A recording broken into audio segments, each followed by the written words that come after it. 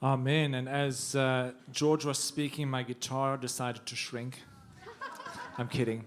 But we are going to be singing a psalm only in Hebrew, Psalm 150. And because it's written in the Middle Eastern style, which is very close to my heart, and we decided to add all the Middle Eastern instruments we could.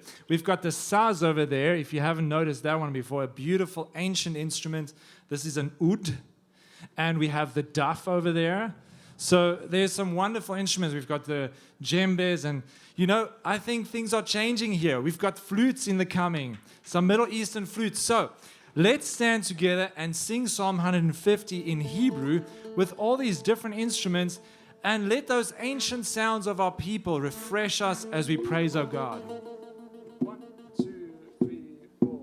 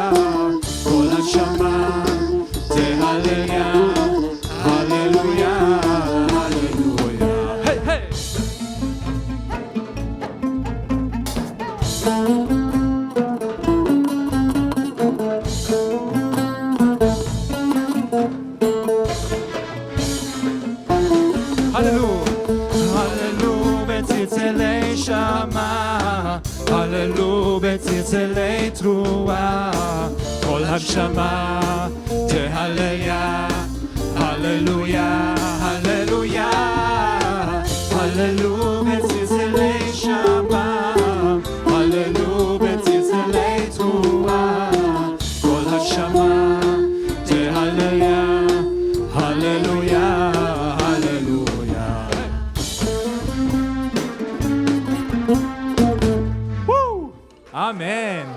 And we even had those strings there by Andrew. Wonderful. You may be seated.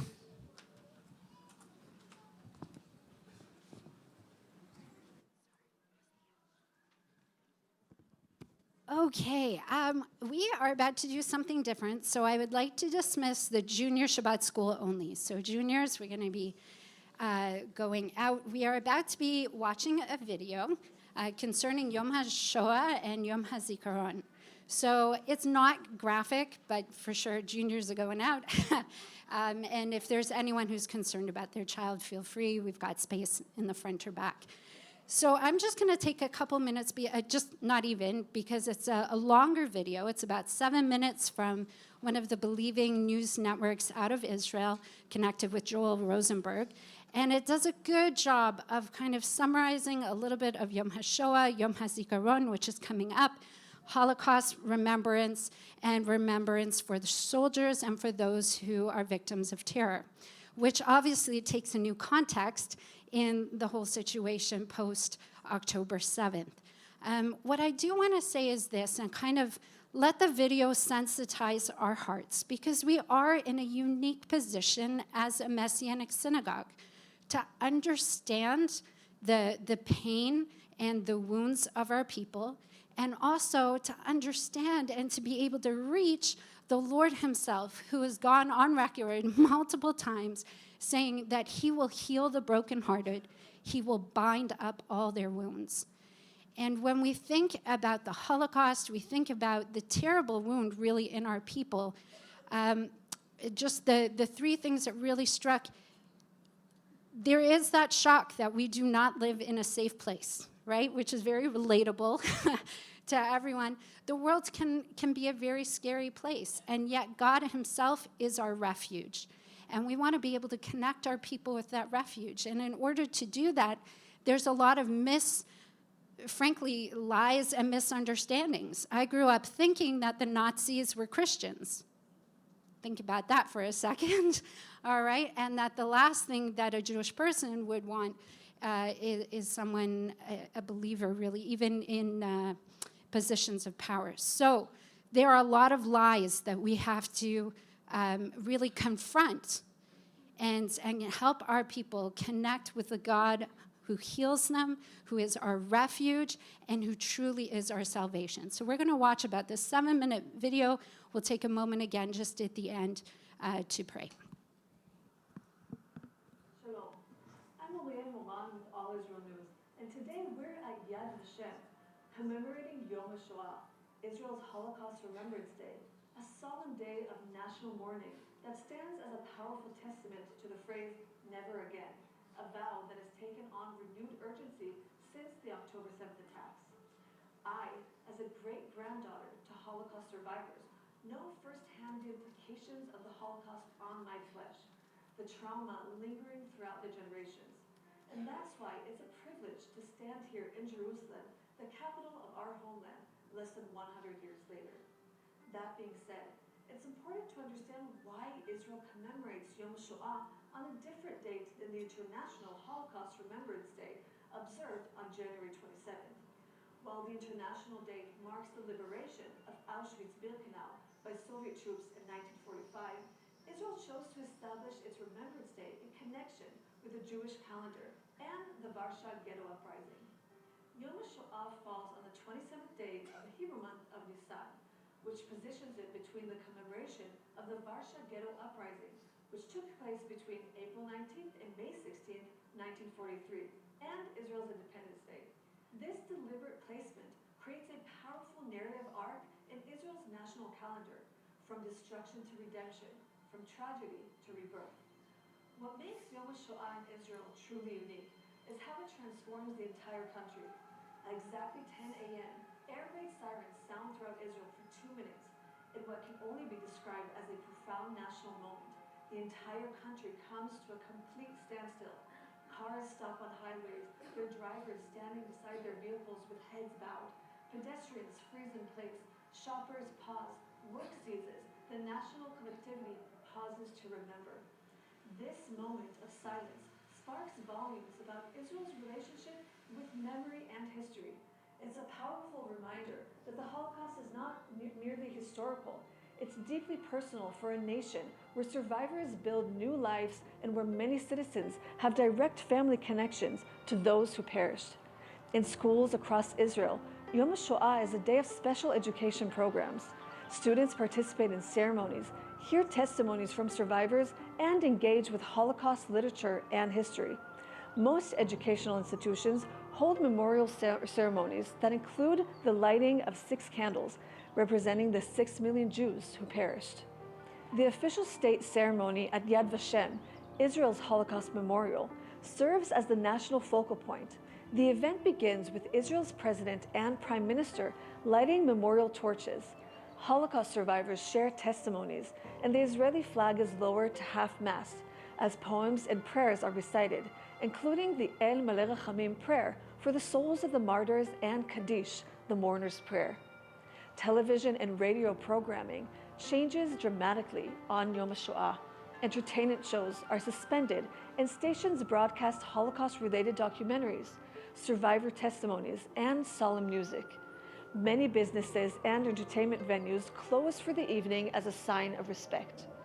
Perhaps one of the most moving aspects of Yom HaShoah is the Zikaron Basalon, or Memory in the Living Room, a grassroots initiative that gained tremendous popularity in recent years. Private homes opened their doors for intimate gatherings where survivors share their stories in living rooms across the country. This personal approach to remembrance creates meaningful integrational connections and ensures that testimonies reach new audiences. As the survivor generation dwindles, Israel faces the challenge of preserving Holocaust memory for future generations. Innovative approaches include advanced technologies at museums like Yad Vashem's interactive testimonies and holographic presentations that allow visitors to converse with survivors' recorded memories. Since the October 7, 2023 attack, Yom HaShoah has taken on even deeper resonance in Israeli society.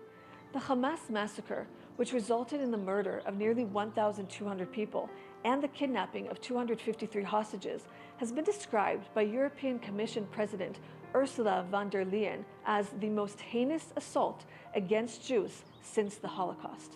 This tragic event has created new layers of meaning for Yom HaShoah observances, as Israelis confront contemporary threats that echo historical trauma. The October 7th attack specifically targeted Jewish communities near the Gaza border, including Holocaust survivors who, having survived the Nazi genocide in Europe, came to Israel seeking safety only to become victims of another anti-Semitic attack. This painful irony has deepened the resonance of Holocaust remembrance in Israel, reinforcing the continued relevance of Never Again as more than historical remembrance, but as an urgent contemporary imperative. In the aftermath of October 7, there has been an alarming worldwide surge in anti-Semitism that has created new challenges for Holocaust education and remembrance. This troubling trend has manifested in various forms, from traditional anti-Semitic stereotypes to the distortion and weaponization of Holocaust history against Israel itself. Jewish communities worldwide have faced the painful paradox of increasing anti-Semitism even as Holocaust remembrance continues.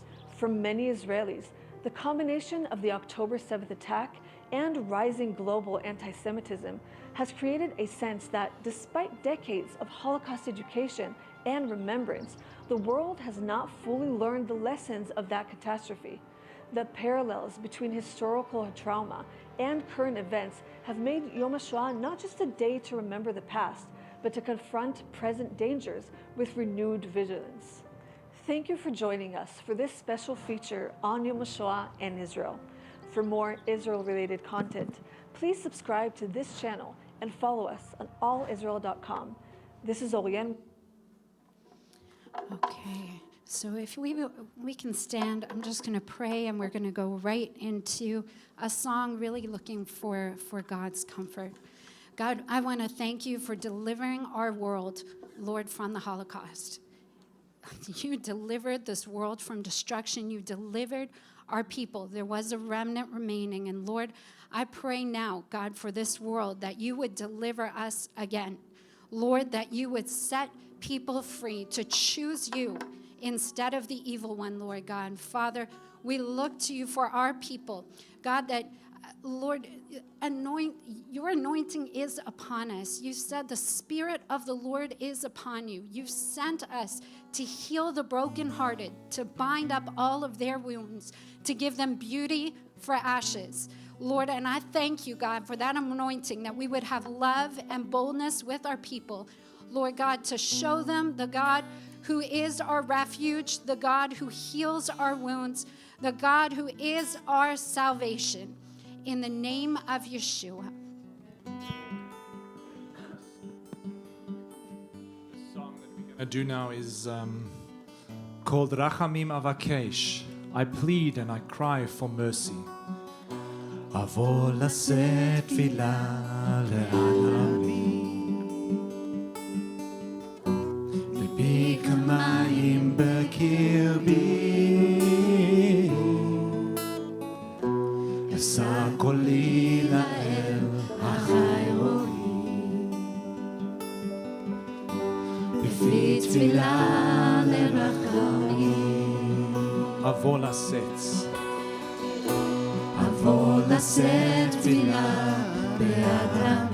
I lift a prayer for my people.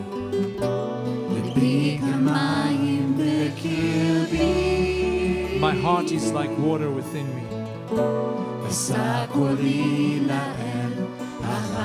I lift my voice to my living God.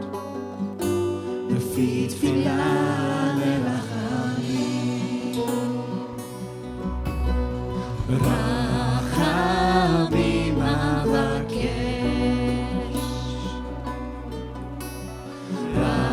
רחמים אבקש, למען שמך, למען שמך,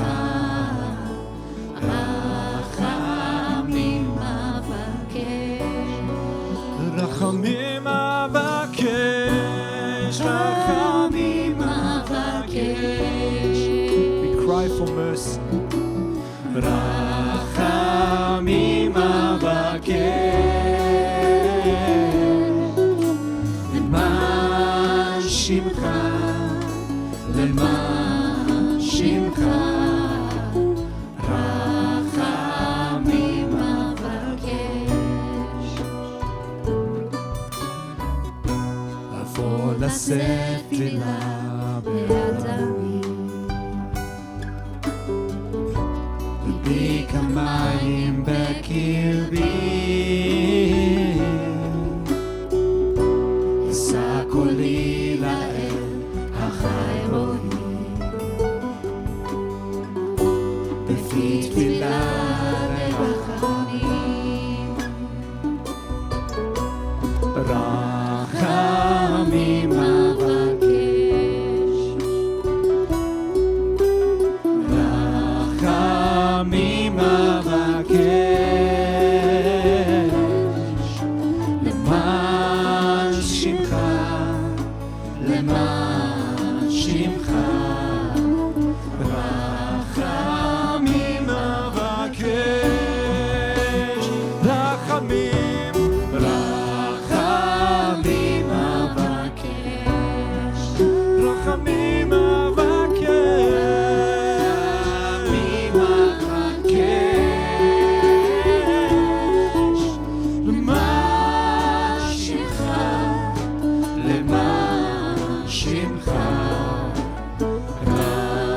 רחמים אבקש. Mercy we cry for our people.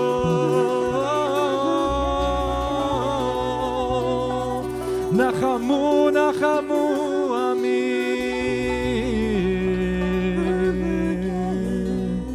God, have mercy upon our people in this day and in our time. In the name of Yeshua. Amen. You may be seated. And Senior Shabbat School is dismissed.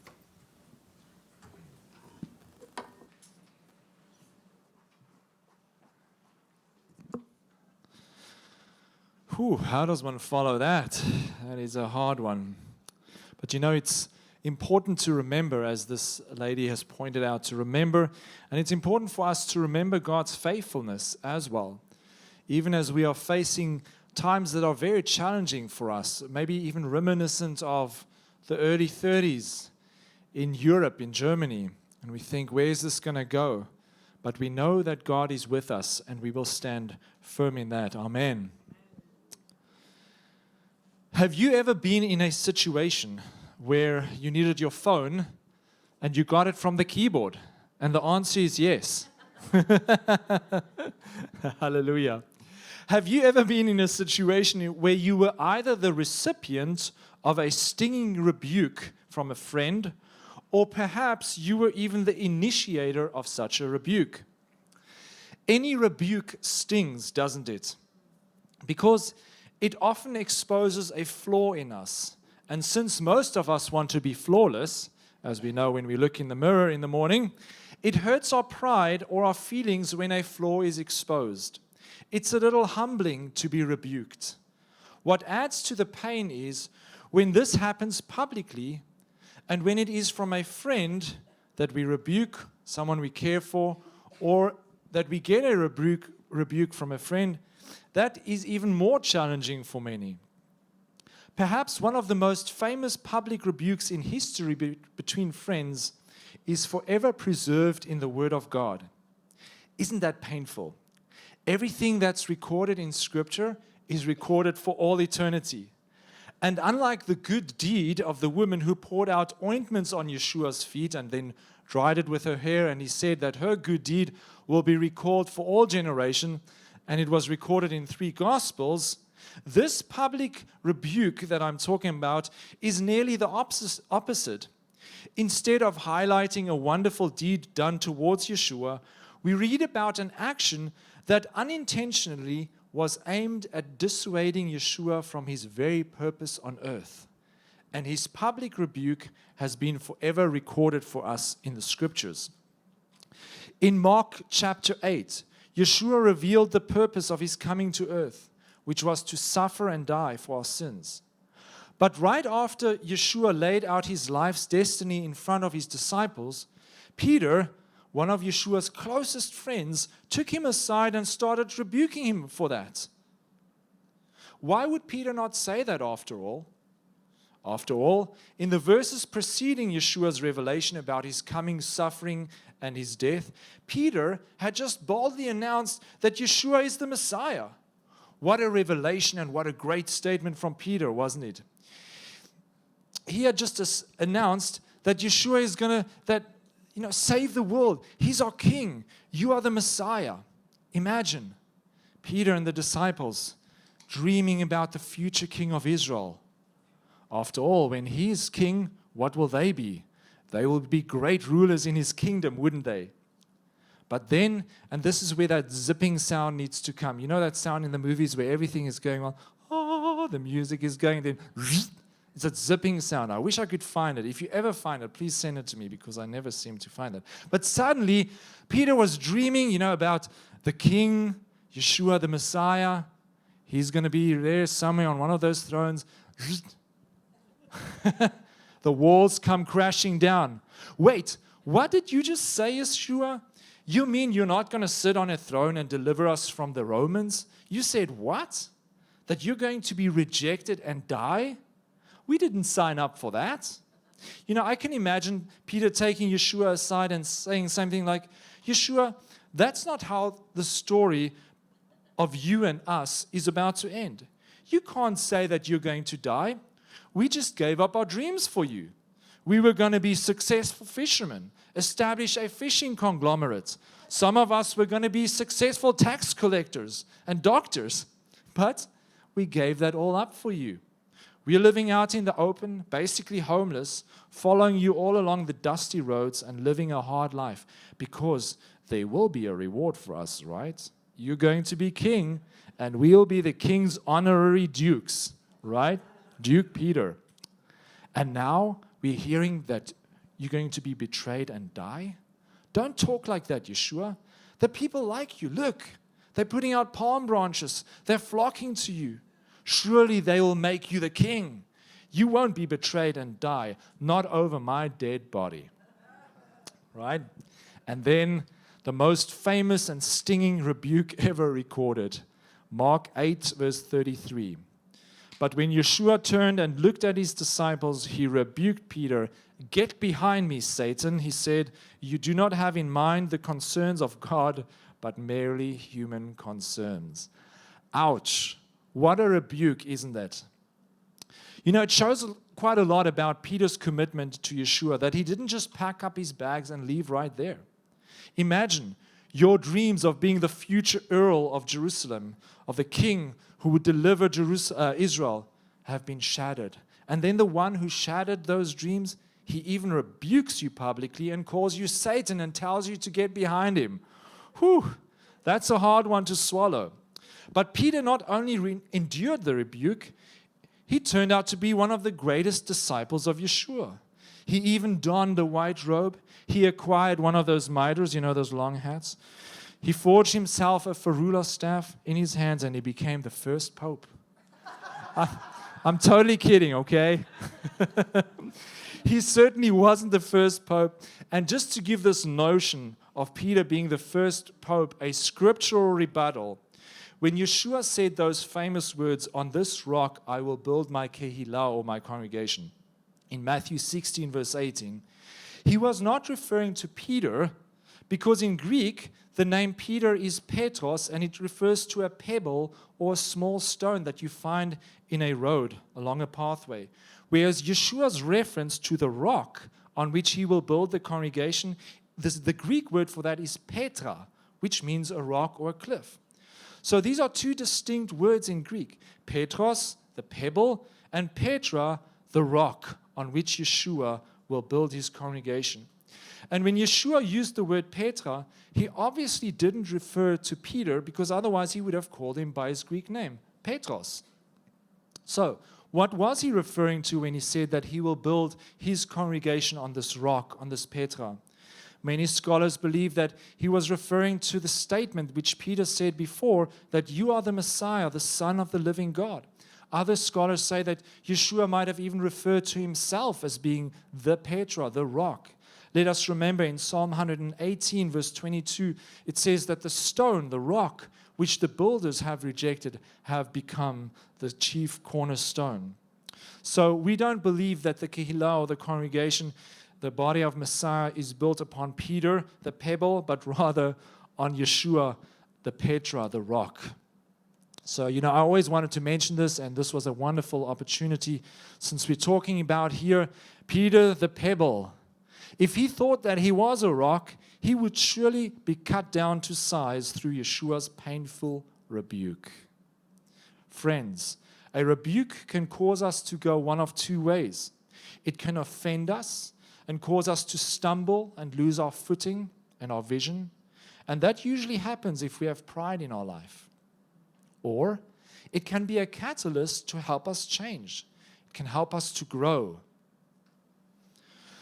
Two great passages in the scriptures that help us to deal with a rebuke is in the book of Proverbs and the book of Psalms. And I want to encourage any one of us today, as I'm speaking and talking about this topic that I'm going to be talking about, if any of us is offended in our hearts by some of the things that I'm going to say, listen to Proverbs 27, verse 5 to 6. Better an open rebuke than love that is concealed. The wounds of a friend are faithful, but the kisses of an enemy are deceitful. And in Psalm 141, verse 4 and 5, do not let my heart be drawn to any evil thing or take part in works of wickedness with men who do iniquity. Let me not feast on their delicacies. Those are the charming things, the delicacies that pull us, that people might even say to us. But what does he say? Let the righteous man strike me. Let his rebuke be an act of loving devotion. It is oil for my head, and let me not refuse it. So today I'm going to say some things that might touch some sensitive spots in our lives. It surely did in my life as I was working on this message. And my prayer is that God will use these things to bring about long-lasting fruit in our lives. Talking about a lasting fruit and a slight rebuke, I remember I once got a birthday gift from someone. And when you think of a birthday gift, isn't it nice to think of, socks, clothes, chocolates, a mug, whatever, some nice perfume if you like perfume. But what did I get? An ironing board. You gotta be kidding me. You should have also brought me your wardrobe so that I can iron your clothes for you while I'm at it. It was an unusual gift, and it stung a little bit at that time. but I needed it. Do you know why? Up to that point, I thought that my shirts would get ironed by my body heat. Well, Nikki said I'm hot, so I thought, I don't need to iron my shirts. I actually did think that my shirt would get ironed by my body heat. Anyways, and it turns out it wasn't sufficient. I wasn't hot enough. And one day I got an ironing board as a gift. And you know what? It's the greatest gift that I've had up till now. It's still there. I use it every week. I iron my shirts now. And thank you to the one who gave it to me. You know who you are. But let us get back on track here about a rebuke. Isn't it strange how a rebuke can throw us off balance at times? I've been going on a number of side trails since I've been talking about a rebuke. Let us not allow a rebuke to throw us off balance. We need to take the gold in it, apply it into our lives, and grow from it and keep on moving forward, just like Peter. That was what Yeshua was expecting of Peter. It's better to hear a rebuke here on earth where we can change than to hear it in heaven at the judgment throne of the Messiah. Isn't it that right?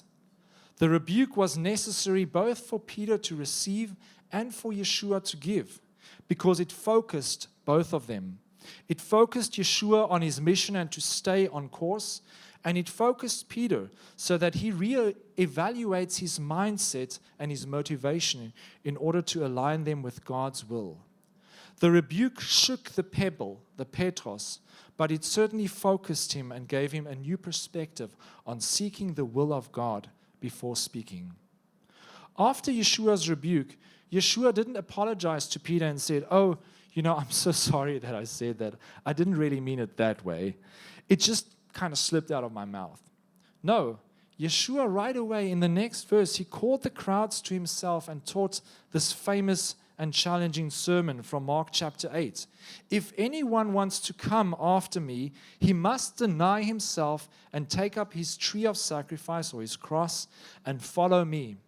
For whoever wants to save his life will lose it, but whoever loses his life for my sake and for the gospel will save it.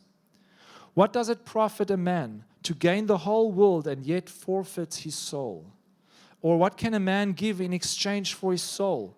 If anyone is ashamed of me and my words in this adulterous and sinful generation, the Son of Man will also be ashamed of him when he comes in his Father's glory and with the holy angels." Wow, that is a sobering passage. Have you ever wondered why Yeshua rebuked Peter so strongly? I believe that it was because Yeshua had a radical obedience towards God's mission and plan for his earthly life.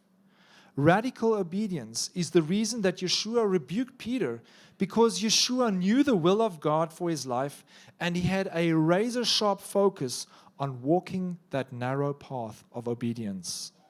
And he also said that we should take up our tree of sacrifice and follow him on that narrow path. God's will for us is specific and it is narrow. And if we want to walk on that road of obedience, we need to be willing to take up that narrow path. Yeshua did not allow distractions, hindrances, even good intentions and seemingly logical and loving advice from a friend to undermine and impact his focused walk with God. It is the will of God that we walk with Yeshua in this life.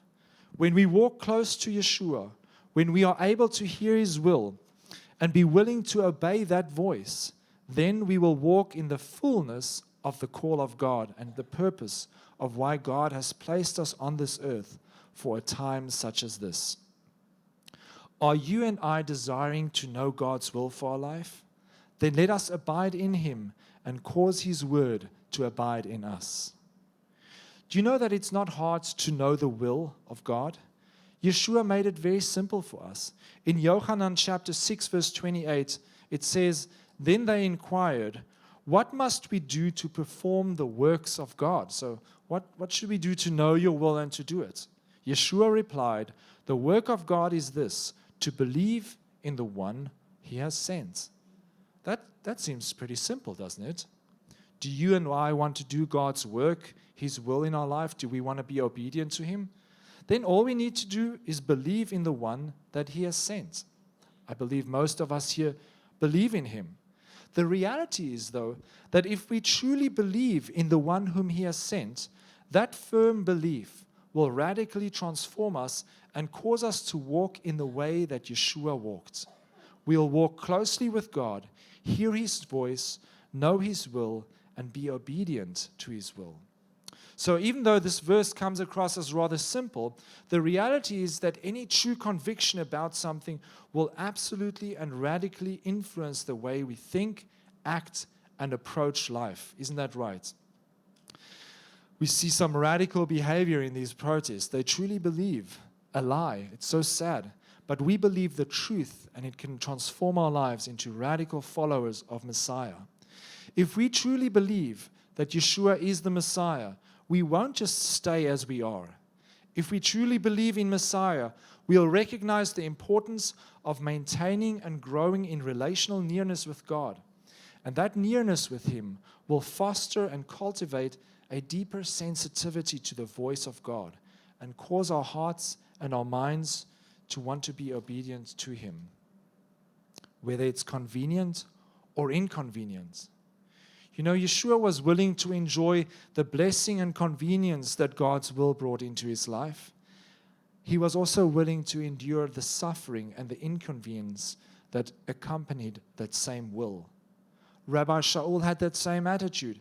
He said, I have learned to be content with abundance or being in want. He learned to receive both the blessing and the trial that comes with obedience. I want to encourage us this morning. Are we willing to endure the blessing and the trial of obeying God? And so Yeshua rebuked Peter because he recognized the distraction of Peter's comments. Yeshua lived with that sharp focus on doing the will of God in his life, and he radically dealt with any distraction or hindrance. Are you and I dealing with distractions and hindrances in our lives? You know, when we look at our lives from an eternal perspective, we'll come to realize that only the things that we did that are the will of God, they will endure the fiery testing of the day of judgment. This eternal perspective on our actions and our lifestyle will motivate us to live a life of obedience with focus. The more we contemplate and recognize the eternal impact of our actions, the more focused we'll start to live. Because you know what? There's a day of testing coming. As surely as we are here today, sitting at City of David, that day of testing is coming. Rabbi Shaul writes about it in 1 Corinthians 3, verse 10 to 15. By the grace that God has given me, I laid a foundation as an expert builder, and someone else is building on it.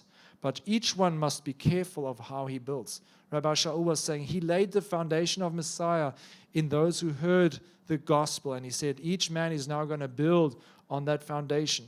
For no one can lay a foundation other than that, the one that I already laid, which is Yeshua the Messiah. I believe many of us have that foundation in our life. Here's the next verse. If anyone builds on this foundation using gold, silver, precious stones, wood, hay, or straw, his workmanship will be evident because the day will bring it to light. It will be revealed with fire, and the fire will prove the quality of each man's work. If what the person has built survives, he will receive a reward. If it is burnt up, he will suffer loss. He himself will be saved, but only as through flames. Wow, what a sobering reminder that there is a day coming where all the work that we've done, all the material that we've added upon the foundation of Yeshua in our lives will be tested. Yeshua, the Petra, the rock, the cornerstone, and the foundation upon which we have built our lives, will himself, through fire, examine and test the works that we've built on top of him, the foundation. 2 Corinthians 5 verse 10 says, For we must all appear before the judgment seat of Messiah, so that each one of us may receive what is due us for the things done while in the body, whether good or bad. You know, I think about this often. I want to encourage each one of us to take time, maybe 2 or 3 times a week, maybe while you're driving or you're at home having your coffee, you just came back from work or there's a moment of quiet, take some time to think, what is it going to be like on that day when we stand in front of God? Is my work going to endure? What motivated my service to the Lord this weekend? Was it just tradition? Was it because I had to be? I was scheduled to be on a team, so I had to be here. What is the motivation? If it is not love and obedience to God, scriptures are very clear about it. As I think about my works, I'm often able to identify with Rabbi Shaul's cry in Romans chapter 7, verse 15. I do not understand what I do. For what I want to do, I do not do, but what I hate, I do. Right? Verse 24, what a wretched man I am. Who will rescue me from this body of death? I think we've all read that passage and be like, yep, that speaks about me. Isn't that just such a confusing state to live in? Not understanding what one does. Because one does what one does not want to do, and that which one does not want to do, and that which one does want to do, one does not. What a confusing situation. It even confuses the tongue as I read it, and it sounds confusing to my ears. I'll read it again. One does what one does not want to do, and that which one does want to do, one does not. Let's all say that together. Ready? No, I'm kidding. Okay. You need a page here to do that. So in essence, Rabbi Shaul is pointing out one of the great hindrances to obedience, and that is our old sinful nature fighting against our desire to walk in obedience to God's call and will for us. You know, Rabbi Shaul gives us this glimpse into the struggle that we all face with sin. Sin is what causes us to do what we do not want to do.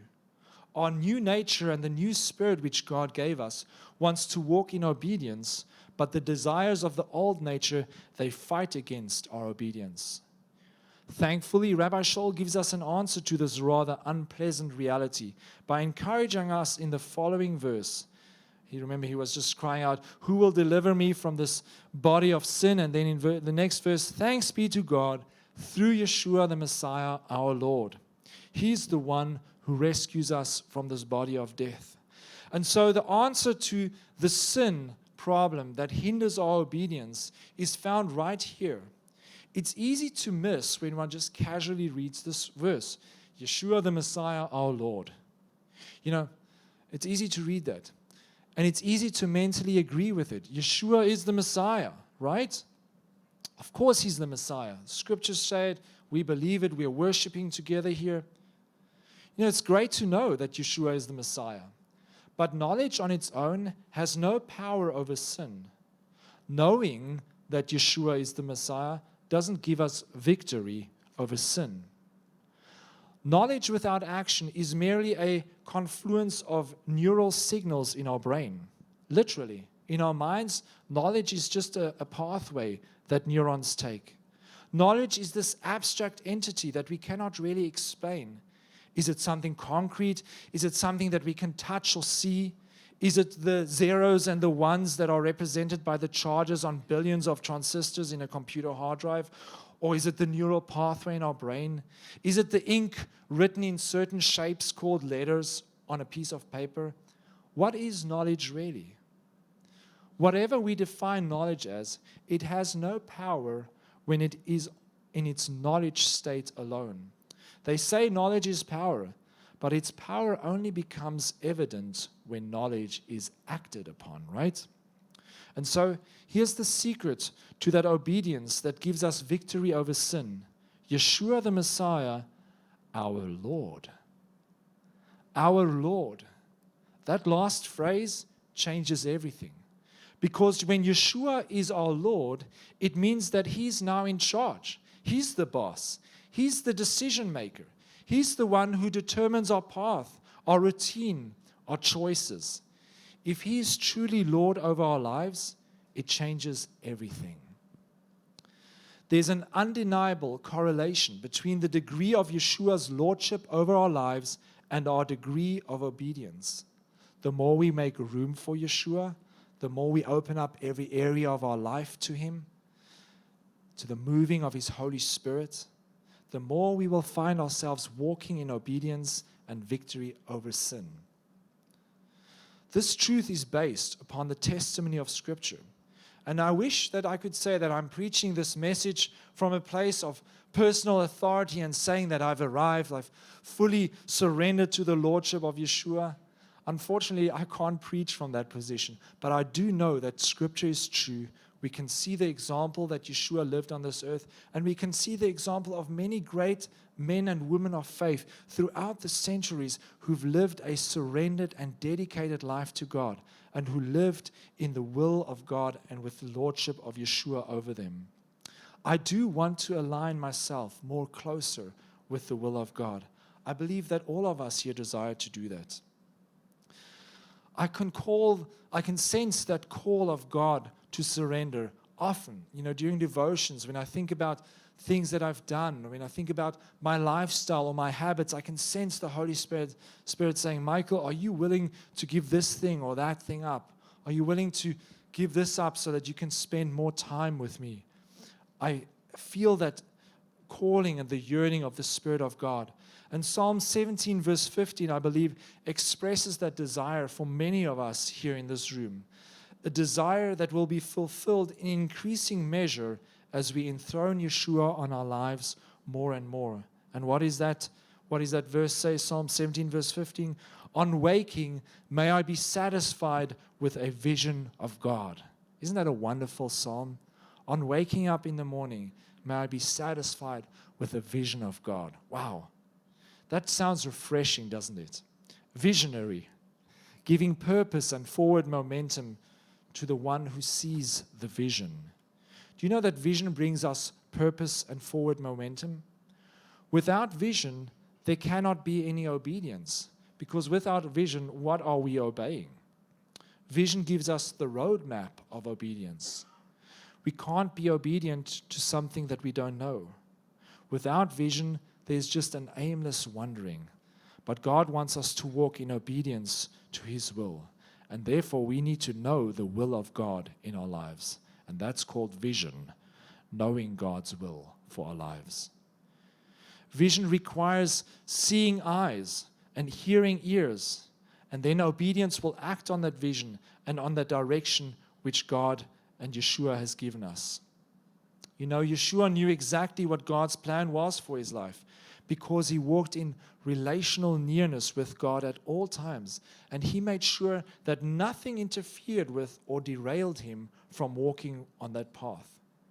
And just as Yeshua rebuked Peter when his words were a potential distraction for him from that narrow path, so we need to rebuke every sin and every hindrance, every distraction that Satan sends along the way and into our old nature to distract us.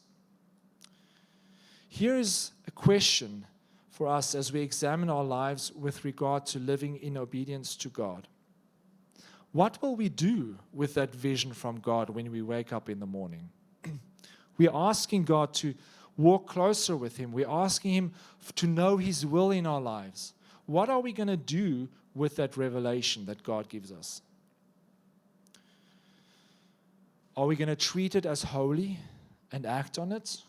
Or are we going to treat it with contempt and indifference and say, oh, that's nice, and then we keep on living the way we used to? Because God doesn't throw His pearls to the pigs. Why would He give tremendous revelation to someone who would trample that revelation underfoot by not acting on it? And this is a serious question for us, for myself. I do believe that this could be a reason that some of us are stuck at one level of revelation concerning God's will for our life. Maybe this is only as far as we are willing to go. Could that be so? I think that it is fair to examine our hearts with all honesty and see whether or not we would obey God if He spoke to us more. Are we willing to come out of our comfort zone more if He actually calls us to? Spend more time practicing hospitality? Share the gospel with more people? Give more sacrificially in terms of our time and our resources and finances as God directs? These are important questions for us to ask ourselves and then to answer truthfully. Because if we are not willing to obey, then we can also not expect to hear more.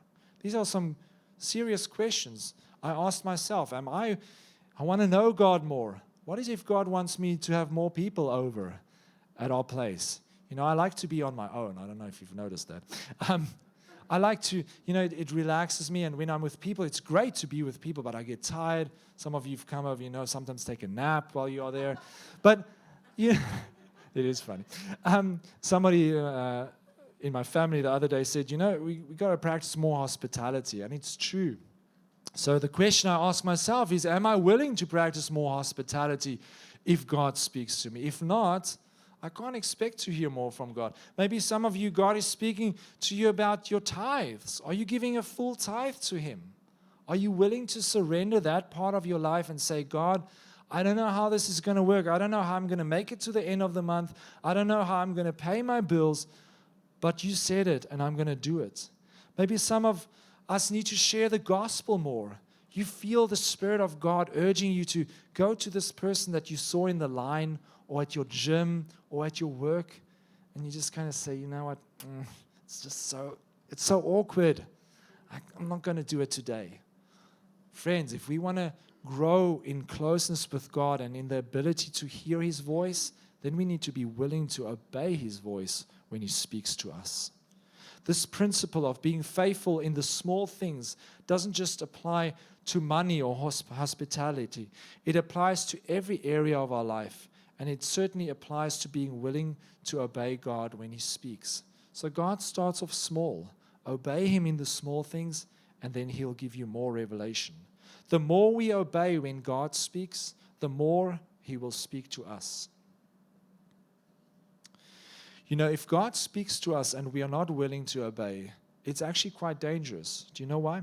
In Hebrews 3, verse 7 to 8, this is the verse. It says, "Today, if you hear His voice, do not harden your heart as they did in the rebellion." Those to whom this verse applies are those who hear His voice. Once we hear His voice, the responsibility on us increases. In actual fact, let's turn to Hebrews 3 and see how this passage applies to the topic of walking in obedience to God's will and calling. Hebrews 3 verse 1, "Therefore, holy brothers and sisters who share in the heavenly calling, set your focus on Yeshua, the apostle and high priest we confess." There was a heavenly calling on Yeshua, and the writer of Hebrews reminds us that we share in this heavenly calling. Just like Yeshua, each one of us has a heavenly calling on our lives. Do you know, we are not just here on accident. Some of you might be here and you think you're here by accident because your parents didn't want you. Some people are even here in this world because their mom was raped. Terrible circumstance to be brought into this world. But I firmly believe once that embryo starts, once that life starts, that God's plan is now in effect for that human being. And I believe that every child who enters this world is here by design and by God's will, no matter how they were conceived. Once that life is in there, it becomes the will of God. So none of us are here by accident. God has a purpose for us, and He wants us to walk in that purpose and share in the heavenly calling of Yeshua. Therefore, holy brothers and sisters who share in the heavenly calling, set your focus on Yeshua. It is on Him that we need to set our focus on as we walk in this life. He's the way, the truth, and the life. When we focus on Him, when we abide in Him and His words abide in us, then that vision for our life becomes more clear. The heavenly calling becomes more visible, and we can begin to walk on that narrow path. Verse 2, "He was faithful to the one who appointed him, just as Moshe was faithful to all God's house." That is what obedience is about. Faithful to the one who appointed him, and faithful to God who appointed us. Are you and I faithful to God who appointed us?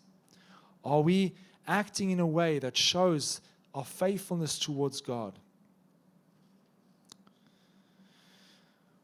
When we think about these things, again, the whole aspect of our work surviving that fire becomes clear. You know, we are talking about making the wisest investment that we can ever make on this side of eternity. The works that we do that are in accordance with the will of God, the works that we do in obedience to God, those works will endure. We need to guard ourselves so that these works and the things that God wants us to do won't be snatched away by the enemy through sin. You know, whenever we sow seeds of obedience into God's kingdom, they will bear fruit. And Satan will do whatever he can to snatch those seeds from us. So I want to ask us, let's sow with faithfulness. Let's sow with joy. Let's sow with love into the kingdom of God. God is faithful, and he will preserve us if we are willing to walk with him. And so we come to this famous verse that applies to anyone who hears the voice of God but doesn't act on it. Therefore, as the Holy Spirit says, and this is in Hebrews 15, verse 7, and now he's quoting, the writer from Hebrews is quoting from the book of Psalms, Psalm 95. Today, if you hear his voice, do not harden your hearts as they did in the rebellion in the day of testing in the wilderness, where your fathers tested and tried me for 40 years and saw my works.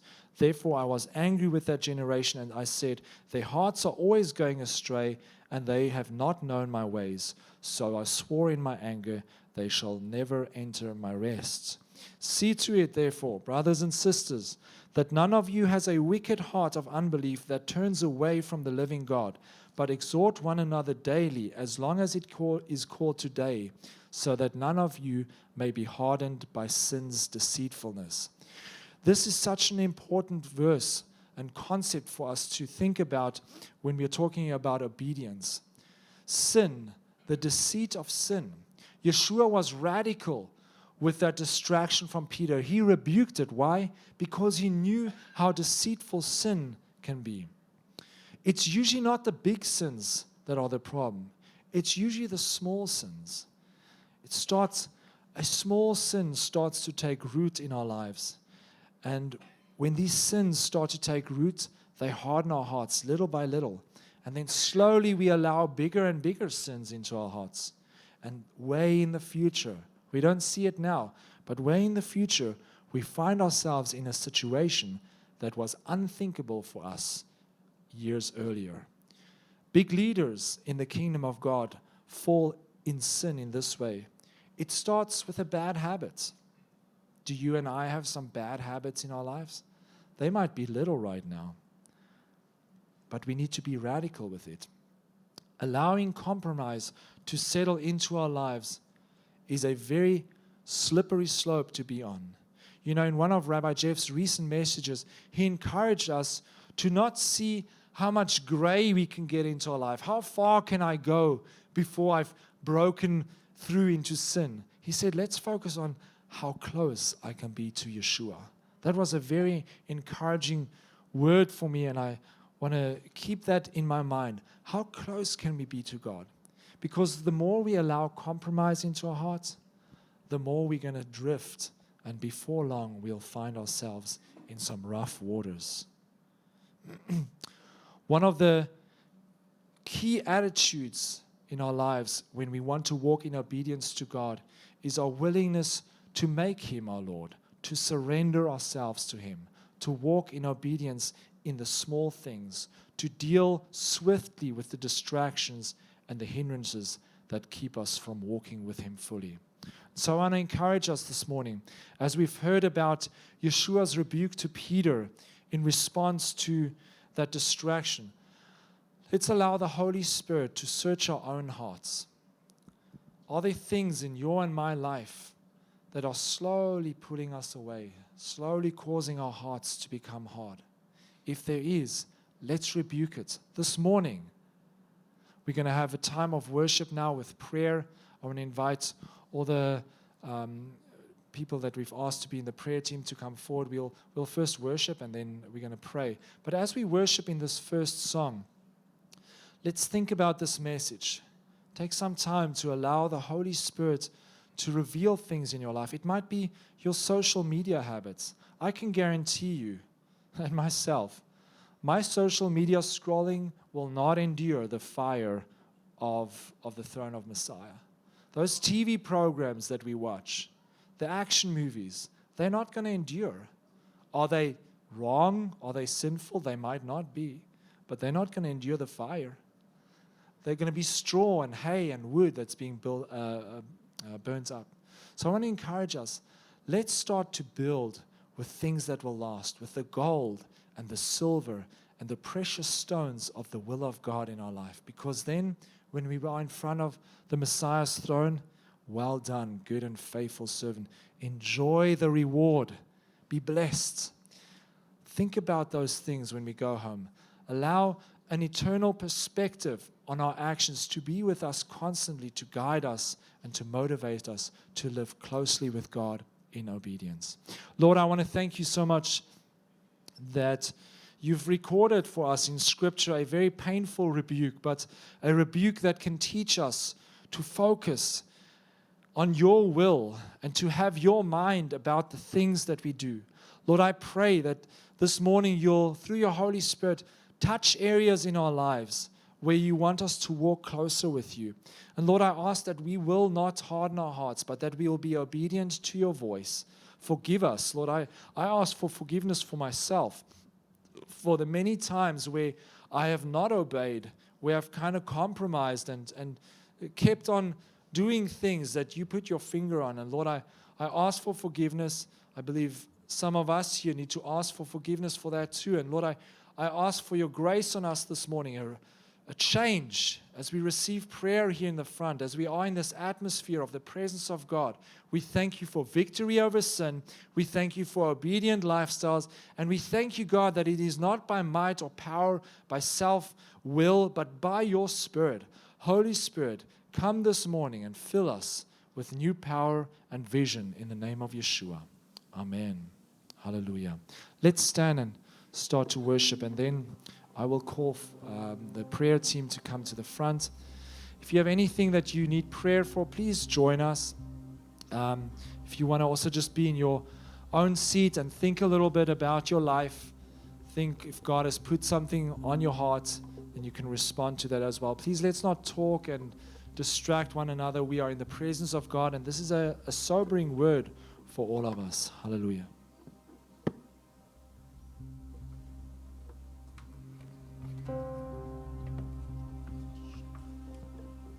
Tishalach, Tishalach, you will send your Spirit, O God. Tishalach, and we will be renewed. Tishalach, Tishalach, you will send your Spirit, O God,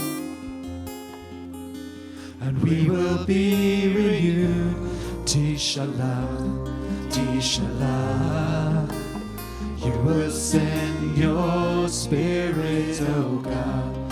Tishalach, and we will be renewed. Tishalach, Tishalach, you will send your Spirit, O God, and we will be renewed. Search me, O Lord, and know my heart. You know my every thought.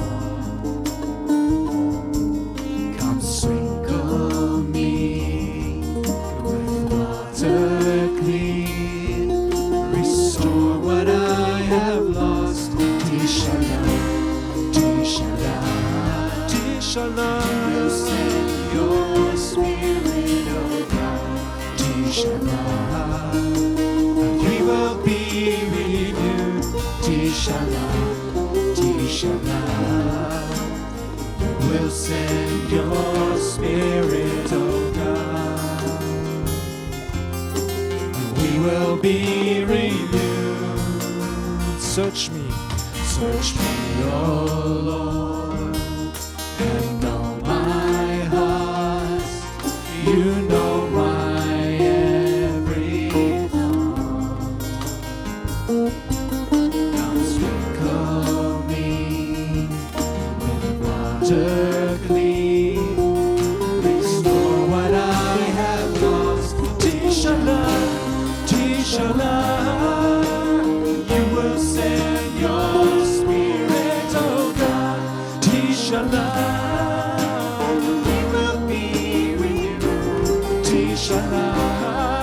Tishala, will send your spirit, oh God. We will be renewed. Tishala, Tishala, Tishala, will send your spirit, Tishala, Tishala. We will be renewed. Tishala, Tishala, you will send your Tishala, Tishala, Tishala,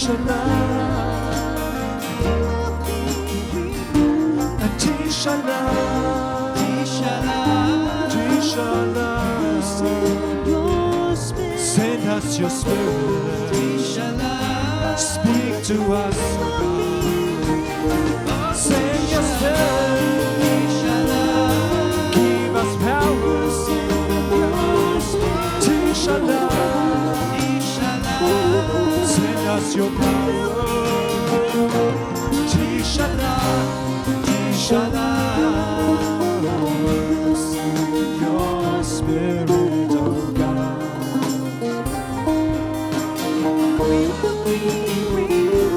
Tishala, Tishala, you will send your spirit, oh God. We will be renewed. We will be renewed. Lord, I thank you for this time as we enter this time of prayer and worship, that you will renew, restore, oh God. Bring fresh new life, fresh new vision for those who are downcast. You know, I sense in my heart that some of us need to surrender that it's a fear that we have of our future. That God, you know, being afraid, I won't have enough. I won't have the right job. I won't be able to be successful in life. A fear, because that fear stems from a place of not being able to trust God. Trust in the Lord with all your heart. Commit your ways to the Lord, and He will establish your path. So in the name of Yeshua, we take authority over fear for the future. We take authority over it, and we release the power of God and faith into the hearts of us and our congregation this morning. We speak vision and power and patience to walk in the ways of God. Lord, we thank you that you renew our strength in the name of Yeshua. Thank you for encouraging those who've been discouraged. Thank you for healing those who are afflicted. We release the healing power of God over each one this morning, and we command our bodies to reject sickness in the name of Yeshua. We refuse to carry it. Yeshua, you carried sickness for us, and we refuse to carry it. We refuse to carry cancers. We refuse to carry colds. We refuse to carry afflictions of the body in the name of Yeshua. And we thank you, God, that you've healed us. Hallelujah. And we rebuke the affliction of sin in our lives. And we speak to every area of our life to come into alignment with the will of God, walking in purity and holiness before Him. Hallelujah. Thank you, God. I want to invite the prayer team to please come to the front. And if you need prayer, please join them.